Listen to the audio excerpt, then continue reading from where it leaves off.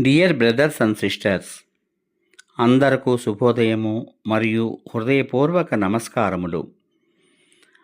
Whispers from the brighter world. పూజ్య బాబూజీ మహారాజ్. సోమవారము, మే 24, 1999 సంవత్సరము, ఉదయం 10 గంటలు. ఒక ఆశ్రమం ఆధ్యాత్మికంగాను మానవత్వంతో జీవించాలి. ఒక ఆశ్రమం ఆధ్యాత్మికంగాను మానవత్వంతో జీవించాలి. ఆధ్యాత్మిక కార్యనిర్వహణతో పాటు నీవు దానిని చైతన్యపరచాలి.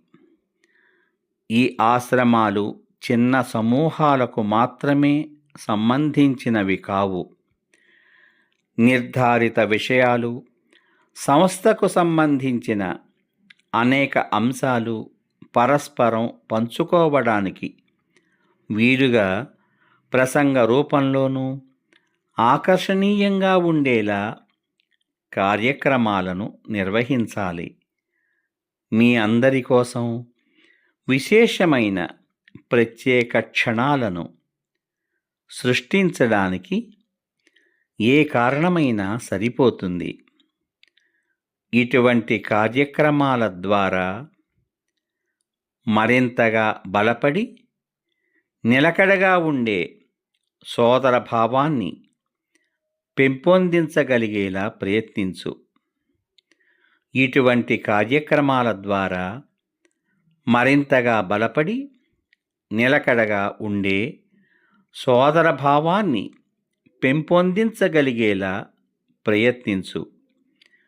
మీ అభిప్రాయ భేదాలు అన్నీ పైపైనవే.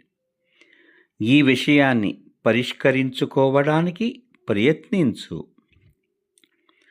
ఇతరులతో కలిస్తే వారు నీకు బాధ కలిగిస్తారేమోననే భయంతో వారితో చేతులు కలిపి నడవకపోతే సాధనలో నీవు నిమగ్నమవడం వల్ల ఉపయోగం ఏమిటి?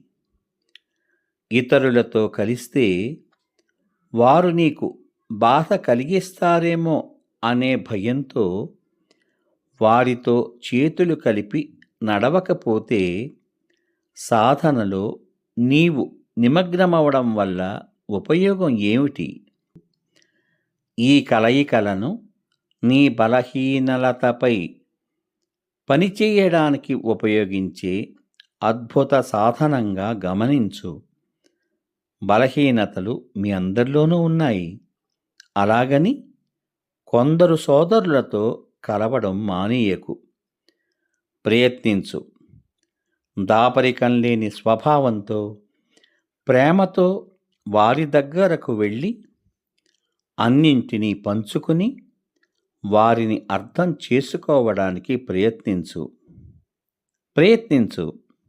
దాపరికం లేని స్వభావంతో, ప్రేమతో వారి వద్దకు వెళ్ళి అన్నింటినీ పంచుకుని వారిని అర్థం చేసుకోవడానికి ప్రయత్నించు.